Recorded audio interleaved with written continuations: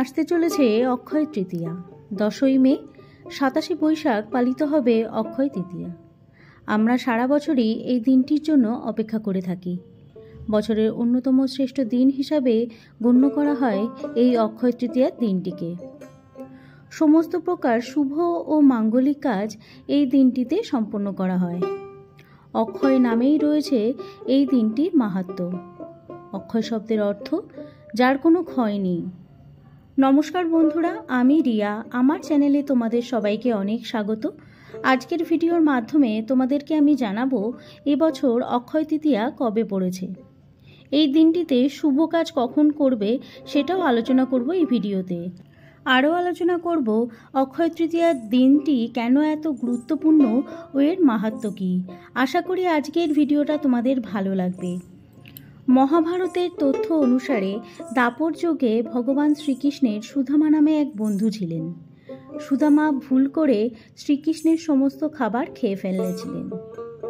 তারপর তিনি শ্রীকৃষ্ণকে খাবার দিতে এক মুঠো চাল নিয়ে তার ঘরে আসেন তাকে খাওয়ানোর জন্য। বন্ধু সুদামার এই আচরণে শ্রীকৃষ্ণ অত্যন্ত মুগ্ধ হয়েছিলেন। শ্রীকৃষ্ণের আশীর্বাদে সুদামার সমস্ত দরিদ্রতা ঘুচে যায়। বলা হয় সেই দিনটি ছিল বৈশাখ মাসের শুক্লপক্ষের অক্ষয় তৃতীয়ার দিন।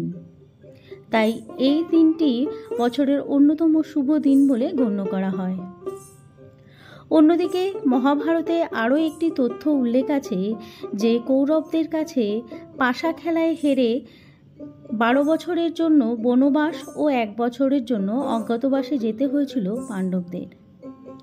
তাদের বনবাসের সময় ফের কৌরবদের চক্রান্তে মুনি দুর্বাসা তার শিষ্যদের নিয়ে এক রাতে পাণ্ডবদের আশ্রয় গ্রহণ করতে যান। কিন্তু সেই সময় তাদের ঘরে কোনো অন্ন ছিল না। ক্ষুধার্ত মুনি দুর্বাসা অভিশাপ দেবেন ভেবে ভয় পান পাণ্ডব ও দ্রৌপদী। ঠিক সেই সময়ে ভগবান শ্রীকৃষ্ণ এসে হাজির হন। তিনি এসে হাড়ির তলায় লেগে থাকা একটিমাত্র চালের দানা খেয়ে নেন। আর অবাক করা কাণ্ড, তাতেই মুনি দুর্বাসা ও তার শিষ্যদের পেট ভরে যায়। মুনি দুর্বাসার অভিশাপ থেকে পাণ্ডবদের রক্ষা করেছিলেন এই অক্ষয় তৃতীয়ার দিনটিতে ভগবান শ্রীকৃষ্ণ। অন্যদিকে এই অক্ষয় তৃতীয়ার দিনে বেদব্যাস ও গণেশজি শুরু করেন মহাভারত রচনার কাজ। রাজা ভগীরথ গঙ্গাকে মর্তে নিয়ে আসেন এই দিনটিতে। মহাদেব এই দিনে কুবেরের তপস্যাতে সন্তুষ্ট হয়ে তাকে বিপুল ধন ও ঐশ্বর্য দান করেছিলেন। কুবেরের এই লক্ষ্মী লাভের কারণ এই দিনটি বৈভব ও লক্ষ্মীর পুজো করা হয়। আর এই দিনে সত্যযুগের সমাপ্তি ঘটে ত্রেতা যুগের শুরু হয়েছিল। বিষ্ণুর ষষ্ঠ অবতার পরশুরামের জন্ম হয়েছিল এই দিনটিতে। এই সমস্ত কারণে অক্ষয় তৃতীয়ার দিনটিতে সমস্ত পূজা সম্পন্ন করা হয়। এবছর অক্ষয় তৃতীয়ার দিনটি হল 10ই মে 27 বৈশাখ শুক্রবার। উদয়াতিথি অনুসারে অক্ষয় তৃতীয়া পড়েছে 10ই মে শুক্রবার ভোর 5:45 থেকে রাত্রি 8:51 পর্যন্ত। শুক্রবার সমস্ত দিন ধরেই থাকছে অক্ষয় তৃতীয়া। এই অক্ষয় তৃতীয়ার অমৃত যোগের সময়টি হল শুক্রবার সকাল 6:43 থেকে সকাল 7:35 ও সকাল 10:12 থেকে দুপুর 12:48, দুপুর 2:32 থেকে বিকেল 4:17, সন্ধে 6:05 থেকে রাত্রি 7:35। এই সময়গুলিতে অক্ষয় তৃতীয়া পুজো পাঠ মাঙ্গলিক কাজ তোমরা করতে পারো।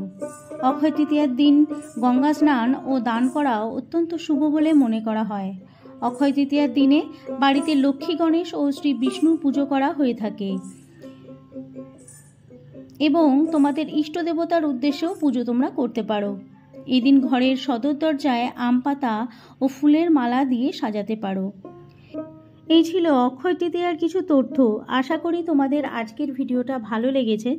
যদি ভালো লেগে থাকে বা কিছু যদি উপকারে এসে থাকে, অবশ্যই আমার চ্যানেলটা সাবস্ক্রাইব করে দিও আর পাশে থাকা বেল আইকনটা অবশ্যই ক্লিক করে দিও। দেখা হচ্ছে পরের ভিডিওতে। বাই।